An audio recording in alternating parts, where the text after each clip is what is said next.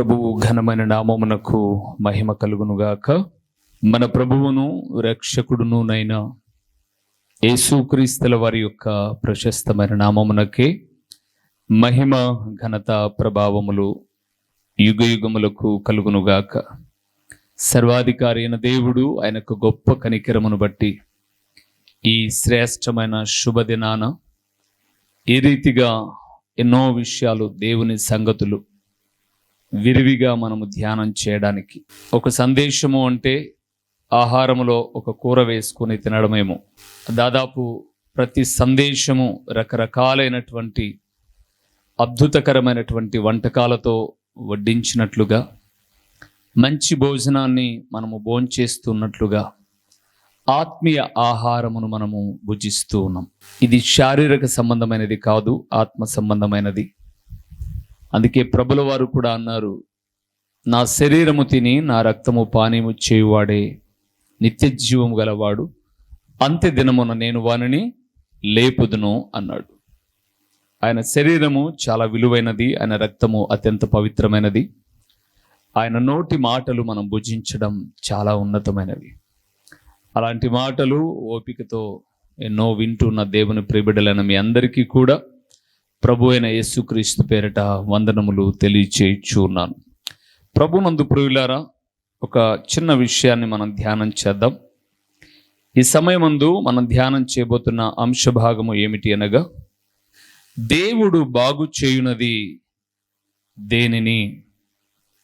దేవుడు బాగు చేయునది దేనిని?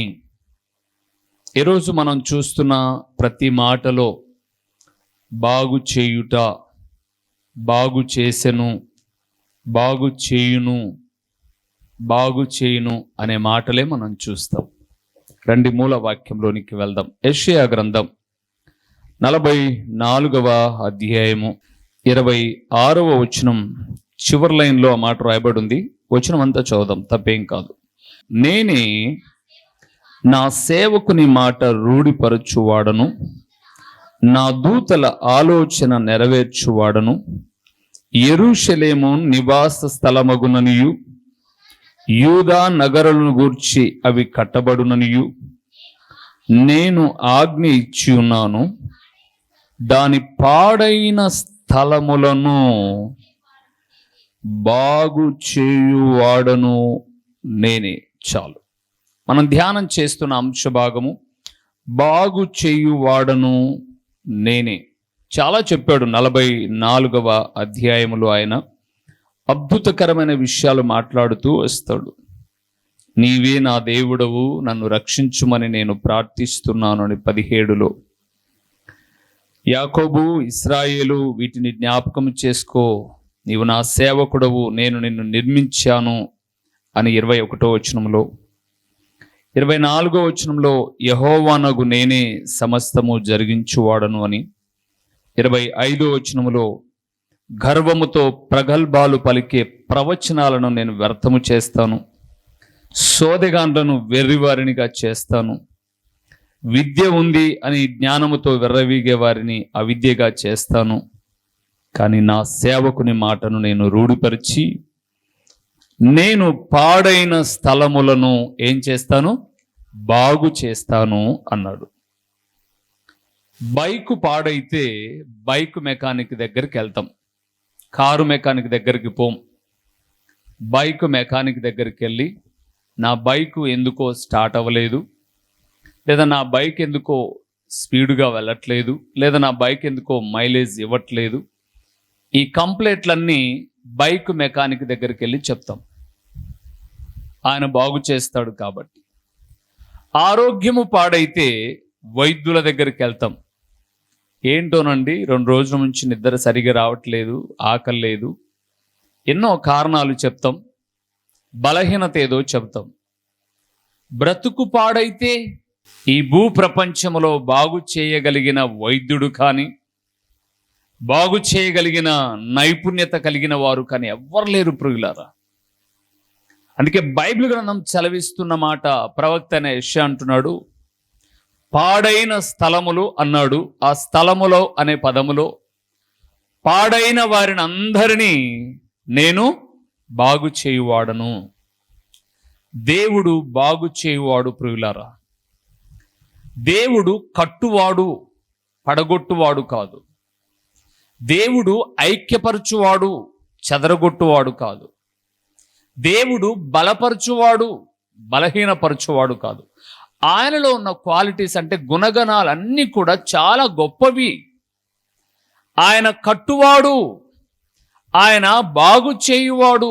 అందుకే ఈ లోకములో ప్రపంచవ్యాప్తముగా ఈరోజు ఎందరో దొంగలు, హంతకులు, భయంకరమైన క్రూరులు అనబడే వారందరూ కూడా బాగుపడినది ఎప్పుడు అనంటే భార్య ఏడిస్తేనో, పాస్టర్ గారు వాక్యం చెప్తూనే కాదు, కానీ ఆయన దగ్గరకు వచ్చి బాగుపడ్డారు. ఆయన బాగు చేసేవాడు. ఆయన ప్రతి ఒక్కరిని బాగు చేసేవాడు. నీకు ఆరోగ్యం బాగలేదా, ఆత్మీయంగా బాగలేవా, శారీరకంగా బాగలేవా, మానసికంగా బాగలేవా, అన్నిటికీ పరమ వైద్యుడు ఆయన. ఆయన బాగు చేయువాడు. అయితే ఏమేం బాగు చేస్తాడు ఆయన? ఏమేమి బాగు చేయువాడు ఆయన? ఎలాంటి విషయాలలో ఆయన నైపుణ్యంగా బాగు చేయగలడు అంటే చాలా విషయాలు ఉన్నాయి. సమయానుకూలంగా క్లుప్తమైన సందేశంలోనే దాదాపు ఇది గంట సేపు మాట్లాడాల్సింది. కాకపోతే నేను ముందే మీకు మాట ఇచ్చాను కాబట్టి అర్ధగంటే సందేశము లోపేని, అర్ధగంటలోనే నేను ముగిస్తాను. ఏం బాగు చేస్తాడు? రండి కీర్తనల గ్రంథానికి వెళ్దాం, చదువుదాం. కీర్తనల గ్రంథము 147వ కీర్తన 3వ వచనాన్ని మనం చూద్దాం. 3వ వచనాన్ని చూద్దాం. గుండె చెదరిన వారిని ఆయన బాగు చేయువాడు. చాలు ప్రియులారా, దేవుడు అన్నాడు యెషయా గ్రంథం 44:26లో, నేనే బాగు చేయువాడను అన్నాడు. నిజమే ప్రభువా, నువ్వే బాగు చేయువాడవు. ఏమేం బాగు చేస్తావు ప్రభువా నువ్వు అంటే నేను అన్ని చేస్తాడు ఆయన. కానీ వివరంగా మనం లేఖనాల్లో చూస్తున్నాం. మొదటిది, గుండె చెదరిన వారిని ఆయన ఏం చేస్తాడట? బాగు చేస్తాడట. అంటే హృదయాన్ని బాగు చేయువాడు ఆయన. గడిచిన దినాల్లో మీకు ఒక మాట జ్ఞాపకం చేశాను. గుజరాత్ నగరంలో ఒక ప్రముఖ వైద్యుడు, దాదాపు కొన్ని వేల గుండె ఆపరేషన్లు చేసిన వైద్యుడు. ఆయనకి ఎటువంటి మంచి పేరుంది అని అంటే, కొన ఊపిరితో ఆయన దగ్గరకు వచ్చారనుకోండి గుండె జబ్బు అని, కొన ఊపిరితో వారిని బ్రతికిస్తాడు ఆయన. అలాంటి నైపుణ్యమైన వైద్యము కలిగిన వాడు. ఎందరినో బాగు చేశాడు. వేల గుండె ఆపరేషన్లు చేశాడు. బైపాస్ సర్జరీలేమి, స్టంట్, ఎన్ని గుండెకు సంబంధించిన ఎంత వైద్యం ఉందో అంత చేశాడు ఆయన. కానీ ఆయన ఎలాగ చనిపోయాడు తెలుసా? హార్ట్ అటాక్తోనే చనిపోయాడు ఆయన. అనేక మంది గుండెలను బాగు చేసిన వైద్యుడు గుండె జబ్బుతో చచ్చిపోయాడు. పేపర్లో వచ్చిన వార్తే చెప్తున్నా, న్యూస్లో ఉన్న వార్త. ప్రముఖ కార్డియాలజిస్ట్ డాక్టర్ ఆయన. అలాంటి ఆయన గుండె జబ్బుతో చనిపోయాడు. మన దేవుడు హృదయమును ఎరిగిన దేవుడు. అందుకే బైబిల్ గ్రంథం సెలవిస్తుంది, హృదయము అన్నిటికన్నా ఎలాంటిది? అది చాలా మోసకరమైంది. ఎప్పుడు ఎలాగ మారుతుందో చెప్పలేము. కానీ ఆ హృదయం ఇచ్చిన వాడు ప్రభు అయిన యేసుక్రీస్తు.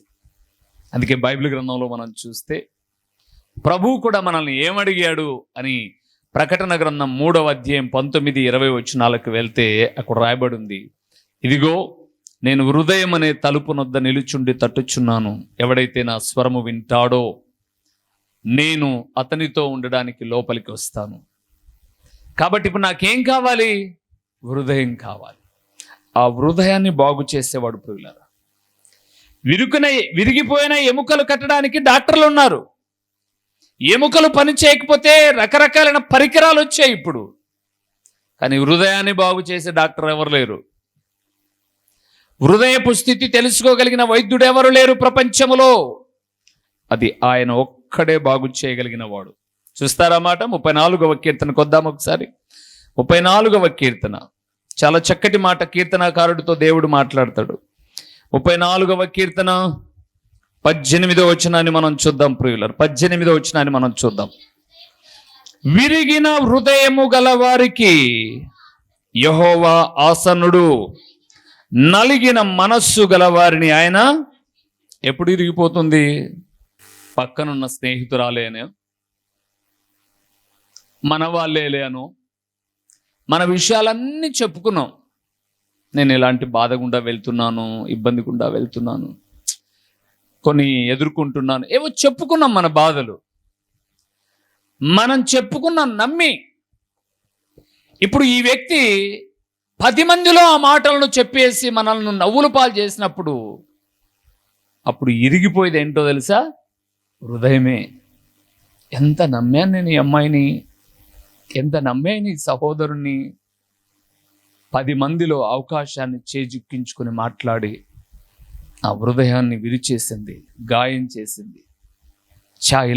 ఇలాంటి వాడు అనుకున్నట్లయితే చెప్పకపోయిందనే అని విరిగిపోయిన హృదయము కలిగిన వారిని సైతం ఆయన ఏం చేస్తాడట? బాగు చేస్తాడట. అవును ప్రియులారా, గాయాలు మాంతాయి, కానీ కొన్ని హృదయాలకు అయ్యే గాయాలు మాత్రం ఎప్పుడు మానవండి. అవి మనిషిని చూసిన ప్రతిసారి వేధిస్తూనే ఉంటాయి, ఎంత బాధపరిచింది, ఎంత గాయపరిచింది అని. కానీ దేవుడైతే ఆ హృదయాన్ని బాగు చేయువాడు. కొంతమంది హృదయాలను కృంగజేస్తారు, భయపెట్టి మేము ఎంతటోళ్ళం అంతటోళ్ళం ఊమ్ డామ్ డూమ్ అంటారు. ఉన్నాడు అలాంటి వాడు బైబిల్లో కూడా. సమూయేలు మొదటి గ్రంథంలో చూస్తారు ఆయనను. వాడు ఏమి కేకలేసాడండి 17వ అధ్యాయంలో. సమూయేలు మొదటి గ్రంథం 17వ అధ్యాయము 32వ వచనాన్ని చూద్దామా? 32వ వచనాన్ని మనం చూస్తున్నాం ప్రియులారా. ఈ ఫిలిష్తీయుని బట్టి ఎవరి మనస్సును కృంగ నిమిత్తము లేదు, మీ దాసుడనైన నేను వానితో పోట్లాడుదనని దావీదు సౌలుతో మామూలుగా భయపెట్టాడా? రే ఇశ్రాయేలులారా, మీరందరూ వద్దు, మా ఫిలిష్తీయులో నుంచి మేమందరం వద్దు, మీలో ఎవడో బలాఢ్యుడు ఒకడు రాండ్రా, మా ఫిలిష్తీయులో నుంచి నేను వస్తాను, నన్ను పడగొడితే మేము మీకు దాసులం, మీ వాణ్ణి పడగొడితే మీరు మాకు దాసులు. ఒకరోజు అంటున్నాడు వాడు, 40 రోజులు అంటున్నాడండి. రోజు బయటకు వస్తాడు, ఈట తీసుకుంటాడు, 2 రౌండ్లు వేస్తాడు, పోయి గురకబెట్టి నిద్రపోతాడు, మళ్ళీ ఎవడన్నా వస్తే నన్ను లేపాడు చూద్దామని. 40 రోజులు ఇశ్రాయేలు భయంతో హృదయాలు కృంగిపోయాయి. ఎవడు పోయినా ఒక కేటికి పిడుగుద్దుతో చంపేస్తారా వాడు? వద్దని లాస్ట్కు ఇశ్రాయేలులో మొదటి రాజైన సౌలు అందరికన్నా ఎత్తుగలిగిన వాడు, బలవంతుడు. మన రాజుగారు కూడా గుడారంలో, రేయ్ ఎవరెవరు గుడారంలో రొట్టెలు ఉన్నాయో మీరు తినంగా, లేకపోతే ముందు నాకు కొన్ని ఏంటని నాన్ స్టాప్గా తినడం, 40 రోజులు గుడారంలో నిద్రపోవడం. నాయన మీ అన్నలు పోయి 40 రోజులైంది, ఆహారం ఉందో లేదో వాళ్ళకి ఇచ్చిరాపో అని చెప్పాడు దావీదుతో. ఇప్పుడు దావీదు ఆహారం తీసుకొని వచ్చాడు, జరిగిన విషయాలన్నీ చూశాడు. అందుకే అంటున్నాడు, రాజా ఎవరి హృదయం ఇంకా కృంగకొద్దు, చాలు, కృంగవద్దు ఇంకా. వాడు హృదయాలను అందరినీ కృంగదేస్తున్నాడు కదా, నా దేవుని బట్టి నేను వెళ్తాను, ఆయన బాగు చేస్తాడు. అంతే ప్రియులారా, గొప్ప కార్యం జరిగింది, ఇశ్రాయేలులకు విజయం వచ్చింది. ఈరోజు దేవుడు అడుగుతున్నాడు, ఏ విషయాలతో నీ హృదయం కృంగిపోయిందో నాకు తెలియదు, కానీ ప్రభు దగ్గరికి రా, నా గుండె చాలా బలహీనమైపోతుంది ప్రభువా, బాధలు ఎక్కువైపోయాయి, ఇబ్బందులు ఎక్కువైపోయాయి, ఆలోచనలు ఎక్కువైపోయాయి, ఏం చేయాలో అర్థం కావడం లేదు, ఈ హృదయం ఎప్పుడు ఆగిపోతుందో, ఈ గుండె ఎప్పుడు ఆగిపోతుందో అని భయంగా ఉంది ప్రభువా అని అంటే, నా దేవుడు అంటున్నాడు, గుండె చెదరిన వారిని ఆయన బాగు చేస్తాడు. రెండవది ఏం బాగు చేస్తాడో చూద్దామా? ఇర్మియా గ్రంథం 3వ అధ్యాయానికి వద్దాం ప్రియులారా. ఇర్మియా గ్రంథం 3వ అధ్యాయము 22వ వచనాన్ని ఆయన ఏం బాగు చేస్తాడో చూద్దాం. 3వ అధ్యాయము 22వ వచనం. భ్రష్టులైన బిడ్డలారా రండి, మీ అవిశ్వాసమును నేను అద్దె ప్రియులారా. రెండవది ఏం చేస్తాడట? బాగు చేస్తాడట ఆయన. అవిశ్వాసమును బాగు చేసే దేవుడు మన దేవుడు. అంటే సరిపోయేంత విశ్వాసం మన దగ్గర లేనప్పుడు ఆయన దగ్గరకు వస్తే, మనం ఉన్న చోట్ల మనం ఉంటే కాదు, ఆయన దగ్గరికి మనం వస్తే అవిశ్వాసమును సైతం ఏం చేస్తాడైనా బాగు చేస్తాడు. తోమా, యేసు ప్రభు లేరు, శిష్యుల మధ్యలోనికి వచ్చినప్పుడు తోమా లేడు. తోమా మేము యేసు ప్రభుని చూసాం తోమా అని అంటే, నేను నమ్మను, మీరేందో భూతాన్నో దయ్యాన్నో లేకపోతే మీరేదో కలగని యేసు ప్రభు వచ్చినాడంటారా, నేను నమ్మను అన్నాడు. ఇప్పుడు నువ్వు నమ్మాలంటే ఏం చేయాలి? నేను యేసు ప్రభుని చూడాలి, ఆయనకి ఎక్కడైతే గాయాలయ్యాయో అక్కడ వేలు పెట్టాలి నేను, అప్పుడు కానీ నేను నమ్మను అంటాడు. యేసు ప్రభుల వారు ప్రత్యక్షమై అంటున్నాడు, తోమా దా నా గాయాలు చూడు, ఎంతగా గాయాలయ్యాయో చూడు, నా ప్రక్కలో వ్రేలు పెట్టి చూడు అంటే, ప్రభువా తండ్రి అని అంటున్నప్పుడు అంటున్నాడు, తోమా అవిశ్వాసివి నువ్వు, నీకన్నా ఇదిగో ఈ వాక్యం వింటూ దేవుని సన్నిధానంలో కూర్చొని నా బిడ్డలు నా మాటలు నమ్మి నా దగ్గరకు వచ్చారు చూడు, వారు ధన్యులు తోమా అన్నాడు. తోమా అవిశ్వాసమును నా ప్రభు అయిన యేసుక్రీస్తు ఏం చేశాడు? బాగు చేశాడు. ఆయన కనపడింది తోమా అవిశ్వాసమును బాగు చేయడానికే. తోమా ఏదో గొప్పోడని కనపడడం కాదు, అవిశ్వాసాన్ని బాగు చేయడానికి. యేసు ప్రభుల వారు నీళ్ళ మీద నడుచుకుంటూ వచ్చాడు మధ్యరాత్రి నడిజామున. పేతురు అక్కడ నిలబడినాడు, అయ్యో భూతం ఏదో వస్తుంది అన్నాడు. భయపడమాకండి, నేనే అని ప్రభు తనను తాను ప్రత్యక్షపరుచుకున్నాడు. పేతురు అంటున్నాడు, ప్రభువా నువ్వే అయితే నేను కూడా వస్తా ప్రభువా, నీళ్ళ మీద నడుచుకుంటా. రా పేతురు, నాకన్నా గొప్ప కార్యాలు చేయాలి మీరు, నా బిడ్డలు నా శిష్యులు అనబడే మీరు, రా నడుచుకుంటారా అని అన్నాడు. పేతురు ఓడలో నుంచి దిగి, బడాయోడు కాకపోతే అందరూ తన్నాడు, చూడరా ఇప్పుడు నడుచుకుంటూ పోతా చూడు, నేను మామూలోని కాదు, నేను నడుచుకుంటూ పోతా చూడన్నాడు. సరేరా నువ్వు అడిగే కదా నడు అని అన్నాడు. యేసు ప్రభుల వారిని చూస్తూ 4 అడుగులు వేశాడు. పేతురు ప్రక్కకు చూశాడు, నాకు తెలిసి గాలినే చూశాడో, మిగతా శిష్యుల్లో దగ్గర బడాయి చూపించుకోవడానికి నేను నడిచినా చూడు ఇప్పటికే, ఇంకా నడుస్తున్నా, మీరు నన్ను చూస్తున్నారా లేదా అని వాళ్ళని చూశాడో తెలియదు, కానీ ఏమైపోతున్నాడు ఇప్పుడు? మునిగిపోతున్నాడు. యేసు ప్రభు అంటున్నాడు, అల్ప విశ్వాసి, ఎందుకయ్యా విశ్వాసాన్ని బలహీనపరుచుకున్నాను? నేను చెప్పాను కదా, వచ్చేయి ప్రభునందు ప్రియులారా. విశ్వాసం అంటే ఏంటి? కండ్ల ముందు కనపడేదాన్ని నమ్మడం కాదు. హెబ్రీయులకు రాసిన పత్రిక 11వ అధ్యాయం 5-6 వచనాల్లో రాయబడింది, విశ్వాసం అనగా నిరీక్షింపబడు వాటి యొక్క నిజ స్వరూపమును అదృశ్యమైనవి ఉన్నవి అనుటకు రుజువే విశ్వాసం. మనం చూడలే పరలోకం, ఉందని నమ్మడమే విశ్వాసం. దేవుణ్ణి చూడలే మనం, కానీ ఆయన ఆత్మ మనలో ఉందని నమ్ముతున్నాం. ఆయన ఇచ్చిన ఊపిరిని మనం పీలుస్తున్నాం, నమ్ముతున్నాం. అందుకే మనం నమ్మాలి. దేవుని చూపి నమ్ముతా, నా ముందు బాగు చేయి నమ్ముతా, నా ముందు ఇది చేయి నమ్ముతా, అవిశ్వాసం అది. కానీ దేవుడు అంటున్నాడు, గుండె చెదరని వారిని నేను బాగు చేస్తాను. రెండవది, అవిశ్వాసముగా ఉన్న వారిని బాగు చేస్తాను. మూడవది ఏం బాగు చేస్తాడో చూద్దాం. ఆయన లూకా రాసిన సువార్త 22వ అధ్యాయము 51వ వచనాన్ని ఒకసారి చూద్దామా? 22వ అధ్యాయము 51వ వచనాన్ని చూద్దాం. 51 చూద్దాం.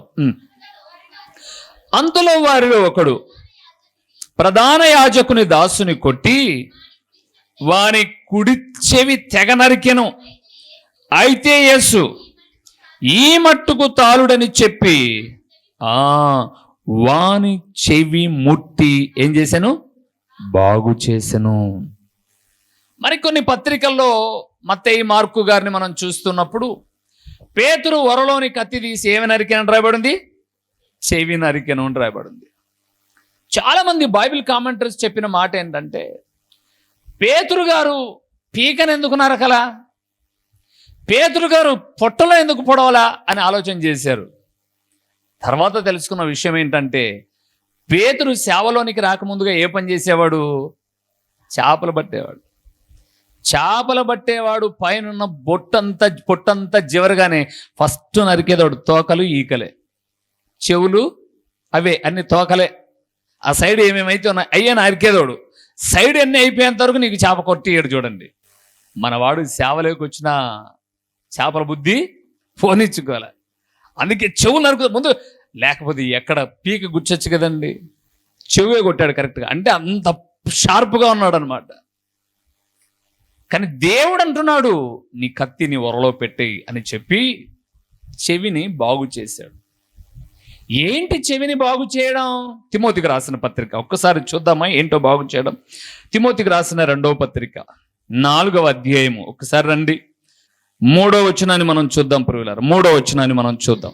ఎందుకనగా జనులు హితబోధను సహింపక దురద చెవులు గలవారై స్వకీయ దురాశలకు అనుకూలమైన బోధకులను తమ కొరకు ఆగుదాం. ఏ చెవిని నరుకాడు దేవుడు? పేతురు, దురద చెవులను నరుకు బాగు చేస్తాడు ఆయన. చాలా మందికి వాక్యం అంటే ఇష్టంలా, గద్దింపు అంటే ఇష్టంలా, హెచ్చరికలంటే ఇష్టంలా, మందలింపు అంటే ఇష్టంలా. ఎంతసేపు కథలు చెప్పి నవ్విచ్చి కవ్విచ్చి హ్యాపీగా రొంచెపు జబర్దస్త్ కామెడీ చేసేసి పంపించేసామనుకోండి, భలే ఉన్నదిలే ఈరోజు మీటింగ్, ఏమున్నదిలే, ఆయన వచ్చినాడంటే భలే నవ్విస్తాడబ్బా. నాకు అలాగ అన్న ప్రతిసారి కూడా కమెడియన్లు గుర్తుకొస్తారండి. పూర్వకాలపు సినిమాలలో ఒక ఆయన సన్నగా ఉండేవాడు, రంగారెడ్డో ఎల్లారెడ్డో, తర్వాత ఇంకా కొంతమంది ఉండేవారు. వారు వచ్చారు అంటే వాళ్ళు ఏం చేయనక్కర్లా, వాళ్ళని చూస్తే నవ్వేసేవారు. ఈ మధ్య తిరుపతి అనబడేటటువంటి ఒక పట్టణానికి ఒక ప్రముఖ కమెడియన్ వచ్చారు, బ్రహ్మానందం గారు. న్యూస్లో చూశాను ప్రియులారా నేను కూడా. ఆయన దిగాడు, లోపలికి వెళ్ళి దర్శనం చేసుకుని బయటకు వచ్చేస్తూ ఉన్నాడు. ఏం మాట్లాడాల, ఆయన ఏమి యాక్టింగ్ ఏం చేయలే.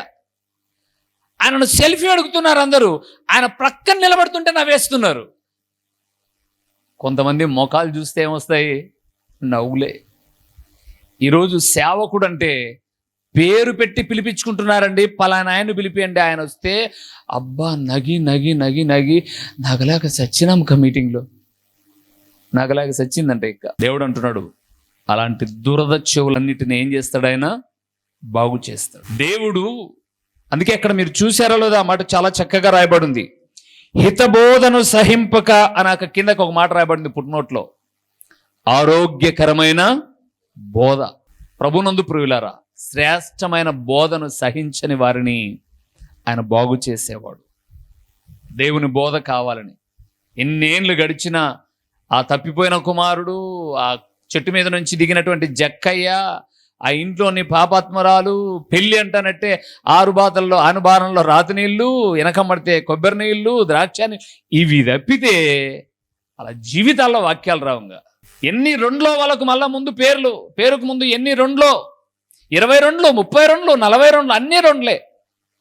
కానీ దురద చెవులు గలవారిని ఇది అంతే. విశ్వాసులు కూడా ఏం తయారైపోయారంటే, మమ్మల్ని ఏం గద్దించద్దు, ఆయన చెప్పేది ఏదో చెప్పుకో, కిటికీకి అనుకొని నిద్రపోయి లేచి వచ్చాం, అది నేర్చుకున్నారు. నా దేవుడు హృదయాన్ని బాగు చేస్తాడు, నా దేవుడు అవిశ్వాసమును బాగు చేస్తాడు, నా ప్రభుల వారు దురద చెవులను బాగు చేస్తాడు. 4వది చెప్పి ముగించిన యెషయా గ్రంథం 30వ అధ్యాయము. రండి ఆ మాటను చూసి ముగిద్దాం. యెషయా గ్రంథం 30వ అధ్యాయము 26వ వచనాన్ని చూద్దాం ప్రియులారా. 30వ అధ్యాయము 26వ వచనము. యెహోవా తన జనుల గాయమును కట్టి వారి దెబ్బను బాగు చేయు దినమున చాలు. 4వది ప్రియులారా, తన జనుల దెబ్బలను బాగు చేయువాడు. ఏం చేస్తాడు ఆయన? దెబ్బలను బాగు చేస్తాడు ప్రియులారా. మాకేం దెబ్బలు తగిలినాయబ్బా? అవునండి, కొంతమంది హృదయాలకు తగిన దెబ్బలు, ఎక్కడైనా గాయాలయ్యాయి అనుకోండి, గాయాలు మానిపోతాయి, కానీ నోటి మాటల వలన తగిలిన దెబ్బలు మానవు. అది గుర్తుపెట్టుకోండి. కొంతమంది నోటితో మాట్లాడిన మాటలు ఉన్నాయి చూడండి, అవి మానవు. దెబ్బలు మానిపోతాయి, గాయం మానిపోతుంది. ఒకవేళ చేతి మీద కణమలాగా నిలబడుతుందేమో, కానీ దెబ్బ మానిపోతుంది. మనిషి అన్న మాట మానిపోదు. అందుకే మాట్లాడేటప్పుడు జాగ్రత్త.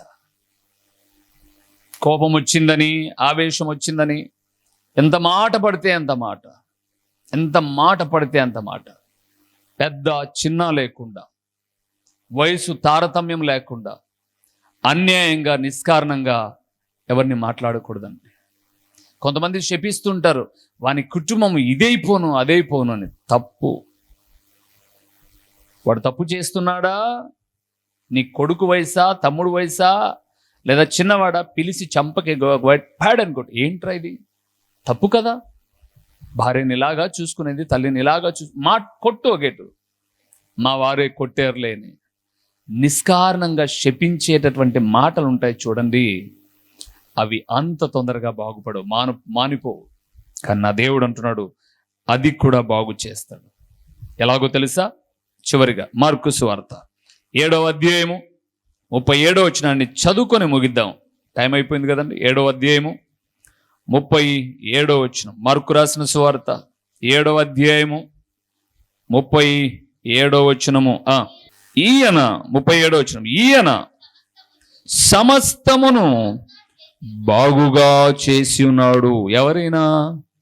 యేసు ప్రభుల వారు. ఏం చేస్తాడట ఆయన? సమస్తమును బాగు చేస్తాడు. ఆయన హృదయాలను బాగు చేస్తాడు, హృదయానికైన గాయాలను బాగు చేస్తాడు, అవిశ్వాసమును బాగు చేస్తాడు, దురద చెవులను ముట్టి బాగు చేస్తాడు. ఈయన బాగు చేయలేనిదంటూ ఏది లేదు. అన్ని బాగు చేస్తాడు. ఎలాగ బాగైతాయి? ఒక ప్రశ్న మనం వేసుకోవాలి. ఎలాగ బాగైతాయి? తర్వాత మీరు చదువుకోనండి 53వ అధ్యాయం యెషయా గ్రంథం. ఆయన పొందిన దెబ్బల ద్వారా మనకు బాగైంది. నీ కొరకై, నా కొరకై ఆయన కలువరిగిరిలో బహుఘోరమైన శిక్షను అనుభవించాడు. ఆయన దారి పొడుగున బహుఘోరమైన అవమానమును అనుభవించాడు. ఆయన అవన్నీ పొందాడు. అనేక దెబ్బలు తిన్నాడు. యూదులు 39 దెబ్బలే కొట్టాలి. మరుసటి రోజు మళ్ళా 39 కొట్టచ్చు. 40 కొట్టరు యూదులు. యూదుల సాంప్రదాయంలో 40 దెబ్బలు పడకూడదు. అందుకే బైబిల్లో ఎక్కడ చూసినా మనం 1 తక్కువ 39 అని రాయబడి ఉంటుంది. ఎన్నో దెబ్బలు కొట్టారు. ఆయన బహుఘోరంగా హింసించారు. ఆయన దెబ్బల వలన, ఆయన పొందిన దెబ్బల వలన, ఆయన చిందించిన రక్తము వలన మనకేం కలిగింది? బాగు కలిగింది, మేలు కలిగింది.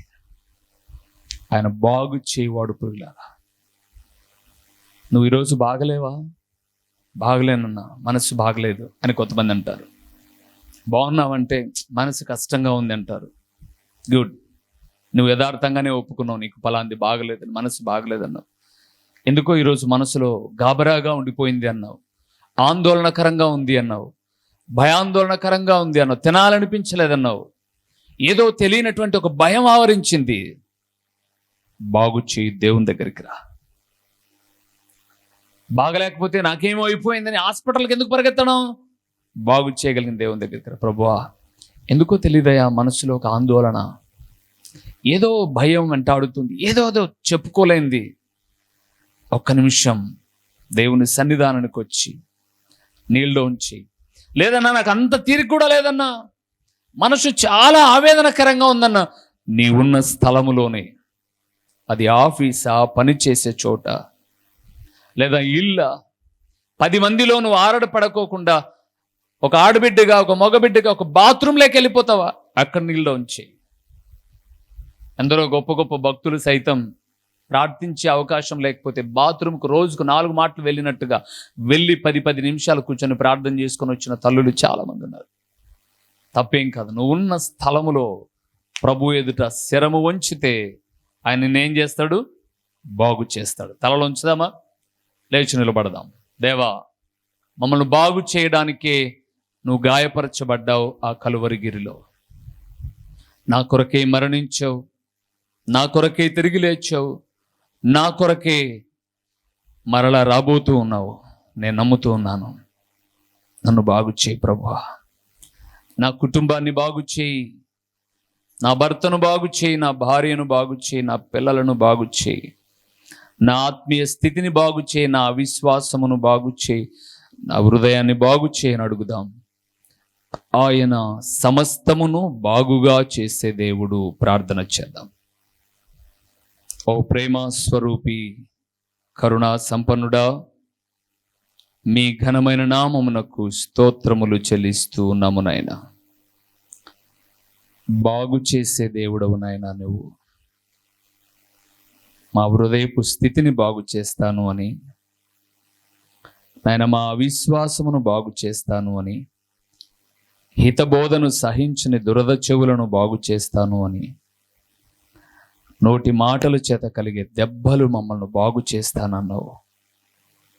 వినిన ఈ మాటలు మా హృదయములో పదిలపరుచుకొని, మేము బాగలేనప్పుడు, బలహీనంగా ఉన్నప్పుడు తండ్రి నీ దగ్గరికి రావడానికి, నీ ఎదుట శిరము వంచి ప్రార్థిస్తూ నీతో మాట్లాడడానికి, లేదా మీరు మాట్లాడుతున్నప్పుడు మేము వినడానికి మా మనస్సును, దృష్టిని కేంద్రీకరించుకొని బాగు చేయగలిగిన మీ అడుగుజాడలలో పయనించడానికి కృప చూపుమని, ప్రకటించబడిన పరలోకపు సంగతులు వ్యర్థముగా పోకోకుండా సారవంతమైన నేలను పడిన విత్తనము వలె 30దంతలుగా 60దంతలుగా 100అంతలుగా ఫలింపచేసి మీ ఘననామమునకు మహిమ ఘనత ప్రభావములు మీరు కలుగు చేసుకునమని ఎంతైనా నమ్మదగిన దేవుడవైన మీకు స్తుతులు చెల్లించుకుంటూ యేసు నామములో అడిగి పొందియున్నాము తండ్రి, ఆమేన్. ప్రొద్దుటూరు పరిసర ప్రాంతాలలోని ఆత్మీయులైన దేవుని ప్రియబిడ్డలైన మీ అందరికీ ఒక గొప్ప శుభవార్త. దేవునిందు ప్రియమైన వారులారా, ప్రొద్దుటూరులో హోమస్పేటలోని రాఘవరెడ్డి ఫంక్షన్ హాలులో గడిచిన 2 సంవత్సరాల నుంచి ఆదివారపు సాయంకాలపు సువార్త కూడిక జరుగుతూ ఉంది. అయితే 3వ అంతస్తులోనికి చాలామంది పైకి ఎక్కిరాలేక అలసిపోతూ ఉన్నప్పుడు దేవుని సన్నిధానంలో ప్రార్థన చేయగా దేవుడు క్రింద కూడుకోవడానికి ఒక స్థలాన్ని కొంతకాలం, ఒక 5 సంవత్సరాలు లీజుకు తీసుకోవడానికి ప్రభు కృపనిచ్చాడు. ఆ విషయాన్ని మీతో పంచుకోవడానికి నేను సంతోషిస్తూ, గాంధీ రోడ్లో మొదటి సందు అనగా మొదటి లైన్ సుబ్బారెడ్డి నగర్ అనే ఒక బోర్డు ఉంటుంది. దాన్ని సుబ్బారెడ్డి నగర్ ఆ లోపలికి వెళ్తే కల్లూరు ప్రసాద్ రెడ్డి అనబడేటటువంటి ఎముకల డాక్టర్ ఉన్నారు. దానికి ఎదురుగా ఉన్నటువంటి ఖాళీ స్థలంలో ఒక చక్కటి షెడ్డును వేసి సాయంకాలపు సువార్త కూడిక నిమిత్తమై సిద్ధపరిచాం. దేవుని ప్రియబిడ్డలారా, ఇన్ని రోజులు పైకి ఎక్కలేక బలహీన పడిపోతున్నటువంటి వారికి ఇది ఒక మంచి సదవకాశం. ప్రతి ఆదివారం సాయంకాలం 6:30 నుంచి 8:30 వరకు దేవుని సన్నిధానంలో ఈ కూడిక జరుగుతుంది. మే 19వ తారీఖు నుంచి 2024వ సంవత్సరం మే 19వ తారీఖు నుంచి ప్రతి ఆదివారం సాయంకాల పూట ఈ కూడిక ప్రారంభిస్తూ ఉన్నాం. ప్రియులారా, ఉదయకాలపు ఆరాధనకు వెళ్ళలేని వారు, అలాగే ప్రతిదినం ప్రార్థన, అలాగే యూట్యూబ్లో వాక్యం వింటున్న దేవుని ప్రియబిడ్డలందరికీ ఇది ఒక మంచి సదవకాశం. వాక్యములో బలపడుటకు, నూతన విషయాలు నేర్చుకొనుటకు, దేవుని రాకడకు సిద్ధపడుటకు ఆత్మీయులైన మిమ్మల్ని అందరినీ ఆహ్వానిస్తున్నాం. రండి. గాంధీ రోడ్లో మొదటి లైన్ సుబ్బారెడ్డి నగర్ అని ఉంటుంది. అది సూపర్ బజార్ అని కూడా పిలుస్తారు. కల్లూరు ప్రసాద్ రెడ్డి హాస్పిటల్ ఎదురుగా ఈ స్థలములో దేవుని కూడిక ప్రారంభించబోతూ ఉన్నాం. మే 19వ తారీఖు నుంచి ప్రతి ఆదివారము ఈ కూడిక సంఘ ప్రాంత భేదము లేకోకుండా ప్రతి ఒక్కరిని ప్రేమపూర్వకంగా ఆహ్వానిస్తున్నాం. ఖచ్చితమైన సమయంతో ప్రతిదినము నూతన విషయాలు మీతో మాట్లాడడానికి ప్రభు కృపనిస్తుండగా రండి. ఈ స్థలము మార్చబడిన సంగతి మిగతా వారికి కూడా తెలియచేయండి. మే 19వ తారీఖు నుంచి ప్రతి ఆదివారము సాయంకాలం 6:30 నుంచి 8:30 వరకు ఈ కూడిక జరుగుతుంది. ఈ మాటలు విన్న దేవుని ప్రియబిడ్డలైన మీ అందరిని ఆహ్వానిస్తూ నిండు మనసుతో మీకు వందనములు తెలియచేయచ్చు ఉన్నాను. మా చిరునామా దైవజనులు బ్రదర్ ఓ రూబేన్ గారు, క్రీస్తు ప్రార్థనా మందిరం, డోర్ నెంబర్ 1-10-386, నగరిగుట్ట, పులివెందుల, కడప జిల్లా. మీ ప్రార్థనా అవసరాల కొరకై సెల్ నంబర్ 9989067409.